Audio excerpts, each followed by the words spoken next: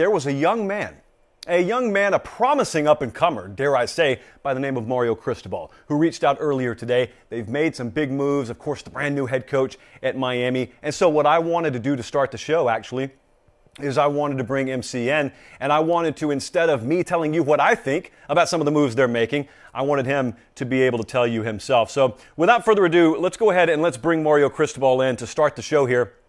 He is down in Miami. How many hours have you worked today, by the way? What time did you wake up this morning?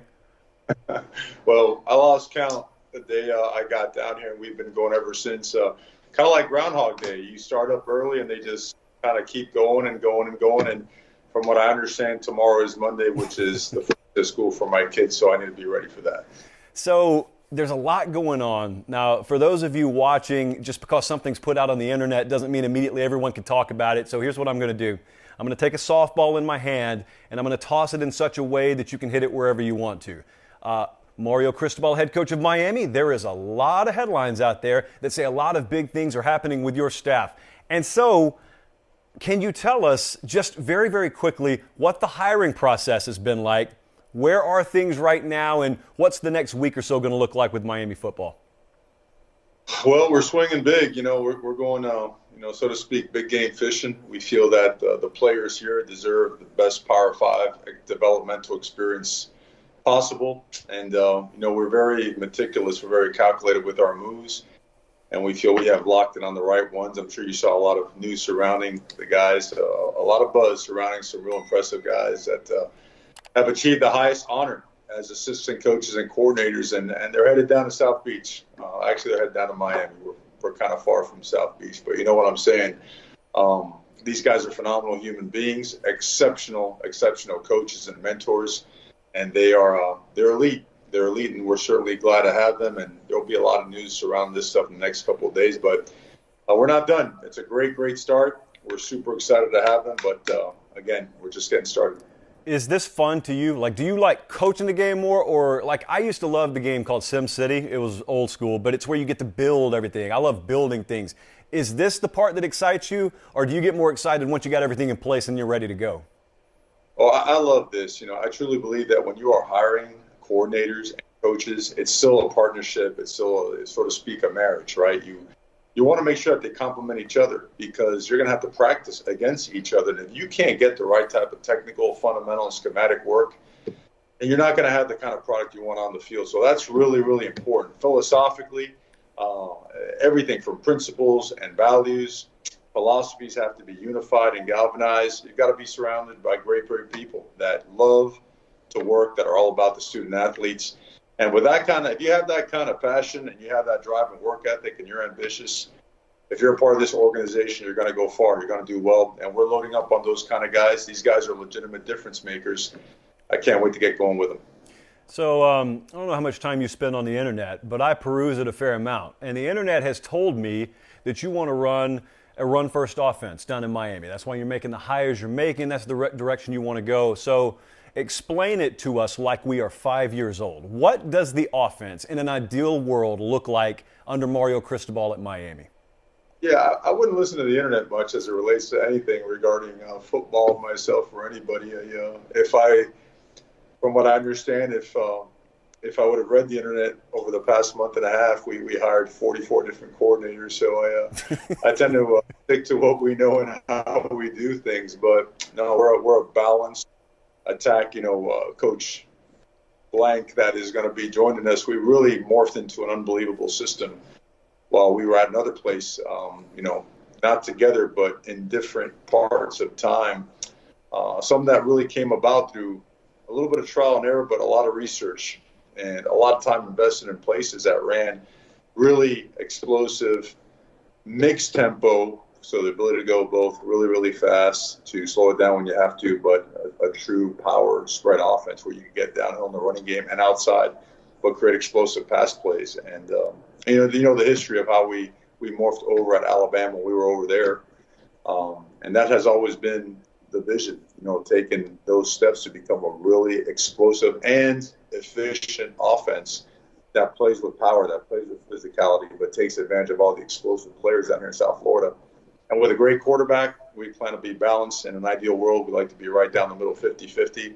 But whatever percentage gets us that W, that's what's going to be at a premium. You spent a fair amount of time at Oregon. You finally got your teeth wet as a head coach. And I'm really interested, this day and age, even when it's a guy's first time as a head coach, you get 1 or 2 years under your belt, and everyone just thinks the book's written on you. You are established, and nothing's ever going to change about you. Of course, you and I know in reality, you're always learning, you're always evolving. So now you've come to Miami. Here's what just fascinates me about guys when they change spots.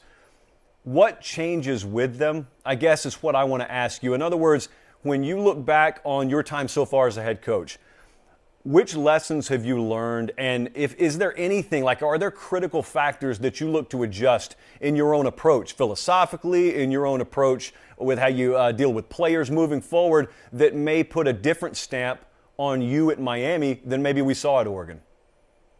Yeah, I think one thing that continues to stand really strong and stands the test of time is the investment in player development and player relationships. It's always going to be about that. That's what I felt as a player when I was at the University of Miami a long time ago. I felt that we did that from way back when at FIU and winning its first conference championship to going to Alabama and that experience and winning a national championship and a conference championship, and then taking a blueprint, but taking our own version of that blueprint and going to Oregon and winning 2 conference championships and a Rose Bowl, multiple top 10 picks, and leaving behind the best classes in school history.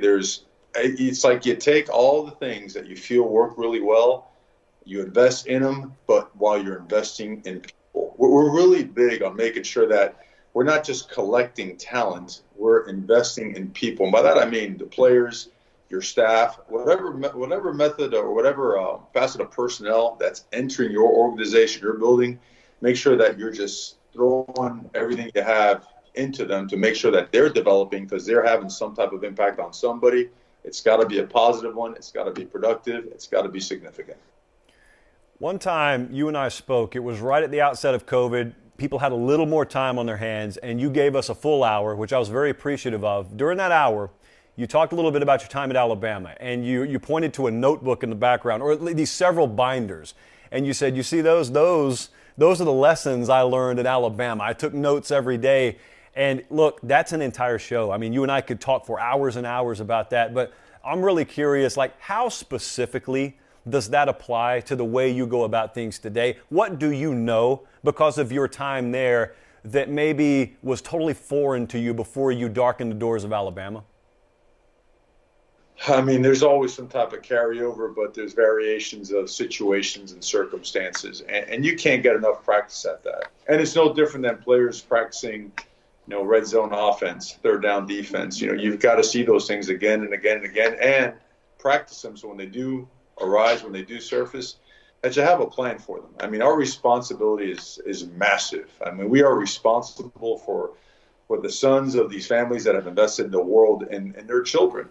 And things, when you're growing up, we can't kid ourselves and think that, hey, we ourselves didn't, so to speak, if I could say it on the air, step and poop every now and then, right? And that we need guidance, and that we need development, that we need discipline, that we need structure. We need to be challenged. I mean, all those things are, it's the same, what you want in your very own home for your very own children, right? You want to make sure those principles and values are carried over, and that at the same time that you use the resources available to make sure you're investing the world in these guys. Because this last pit stop before life, aside from the NFL, this last pit stop is going to determine a lot. And we take a lot of pride in making sure we get them ready for the big picture. So I was down there. Down there. I get it, by the way, now. I spent the entire week in South Florida last week. We did our National Signing Day show from Fort Lauderdale.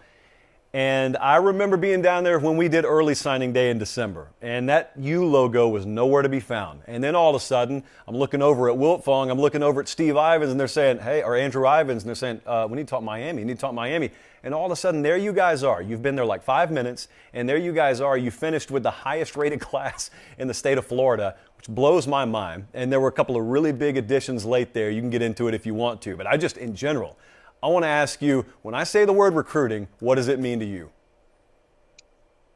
Investment in people, same thing.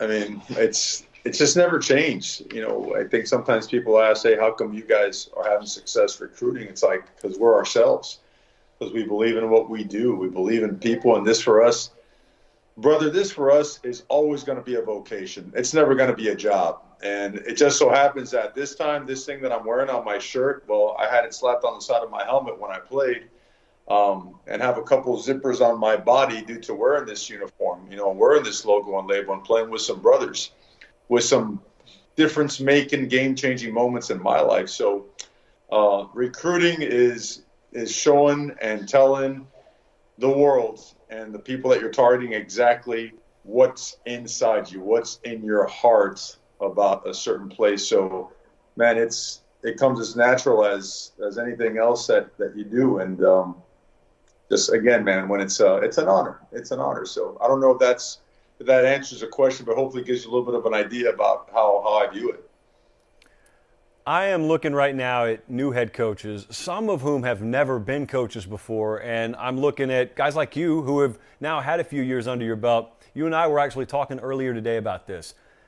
Can you please try and explain how different it is, just the job of being a head coach now, as opposed to even when you started? And certainly for guys who have been in the profession quite a while, I think there's this misnomer out there that what you do all day is sit there in a dark room and you break down film, or you're up on a grease board and you're just thinking football, football, football, and that is a small fraction of the job of a head coach. And if I add NIL and I add all that entails on top of your plate now, there are only 24 hours in a day. Like, how do you go about tackling this challenge? Yeah, you just, you got to be willing to compromise a little bit of sleep now. You just don't stop, because you look at all the different facets of a program that make it go in a certain direction. They all have to be aligned. And what I mean by that is, like, your culture and your philosophy that you have within your football program, well, it has to be reflected with the academic, portion of your institution, as well as your academic center and your service people within the building. And that has to be reflected downstairs in the equipment room and what the locker room looks like at the end of each day, right? And it has to be reflected in the way the nutritionists handle their portion, their task, and how we're feeding guys, how we're educating guys, how they're preparing and helping them understand what to eat, when to eat, how to do it. And that has to be reflected in the weight room and how we attack every single rep, because how you do anything is how you do everything. That's as simple as it gets, right? Early's on time. How you do anything is how you do everything. And then that has to be reflected in the way we handle ourselves in the community. And it just goes on and on and on. So there's a lot of people in the organization that they are the supervisor of that particular, part of our program. But to make sure that we are all on the same page, that requires every ounce of energy and every second of time that you have to make sure it does look a certain way, especially when you're just getting things going. So it's a 24/7 job, and it should be. And anyone that complains about that, they shouldn't be in it, man. You got to love this stuff. Miami head coach Mario Cristobal, a couple more minutes with us here. The interview process fascinates me, and you get to do it a lot now. You're right in the process of doing it. So you're filling out a staff, and this is a curtain that we never get taken behind. So I would ask you, as much as you can, take us into your office, whether it be Zoom or whether it be in person, when you are interviewing someone to potentially be on your staff. How thorough is that conversation? How in-depth and in the weeds does that have to get? Well, I learned the process a long time ago when I went up and had an opportunity to interview with the New York Jets and their coach Mangini, who had worked for Coach Belichick.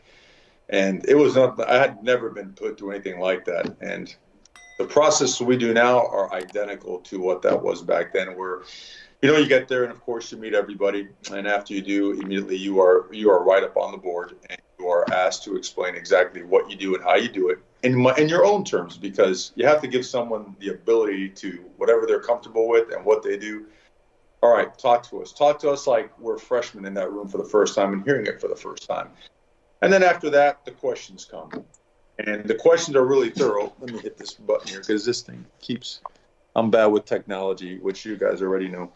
But after those questions come, then all of a sudden the film comes on. And then they start asking you questions on what you've coached. Well, Coach, you said that you were taking this particular angle on this step, and that your hat position was going to be the place out armpit, but your hat's on the backside number and your hand's nowhere near the sternum. I thought you were telling us this is the way you're coaching it. And you've got to untangle that and talk about, well, maybe I didn't coach it well enough, but this is what we're trying to do. So assessing your film, then assessing their film. And as they talk about it, then they ask you to assess, and then they ask you to, okay, now how are you going to coach it? You're going to jump into a film evaluation session, and you're going to go into detail about how you're going to write up and assess this particular player with all the critical factors that pertain to that particular position. Balance, body control, strength, power, heavy-handed, light foot, guy that can anchor, slide his feet, hips, all that stuff. After that, you're going to be asked to stand up and demonstrate technique. After that, you're going to be asked to stand up and present in front of the room day one of an install at your position. You might get lunch if you're lucky. You're in a full sweat by then, okay? And then you start back up with individual meetings with each particular person, talking about recruiting philosophy, your experience at each part of the country, wherever you've recruited, how you handle a daily schedule, how you handle a spring schedule, how you set up for the year. Is it by position? Is it by area? I mean, I'll stop because I'll wear you out if I keep going, but that's about 2.5, 3 hours in. It goes for a while. It goes, anywhere from 6, 7, 8 hours sometimes, depending how it goes. Sometimes guys, they say what they say and then they're done and it ends quickly. And sometimes it's so engaging and you learn a lot as you listen to guys interview that you just keep going and you learn a bunch from them. And all of a sudden you end up having a great partnership and you go from there. Well, that's what I want to ask. So one more follow-up here. I'm telling you, I'm fascinated by this. I could talk for 9 hours about this. So how often do you get in an interview setting and you're very, very quickly into that thing and you realize, no, it's not going to work? Like how often does that happen where you just shake hands an hour in and you say, I don't want to keep you here. Go ahead and get home so you can have dinner with your family tonight? It doesn't happen often because if you get them in front of you, number one, you spend so much time just filtering everything about them and watching their film, right? Because no matter what somebody says, if their film doesn't match what they say, it's not worth talking to a person. But that's rarely happened. I think there was one interview one time when I was at I won't even say where to just, keep confidentiality where, a guy came in and we're there for 30 seconds and he kicks his feet up on the table and so he didn't even know what we were, what mascot we were. He's like, well, what are you guys, lions? What are you like, like some type of tiger? I'm like, oh, this ain't going to go well, buddy. So what's good? Here's what's great. So I've heard the rumor before. Like I've heard that rumor.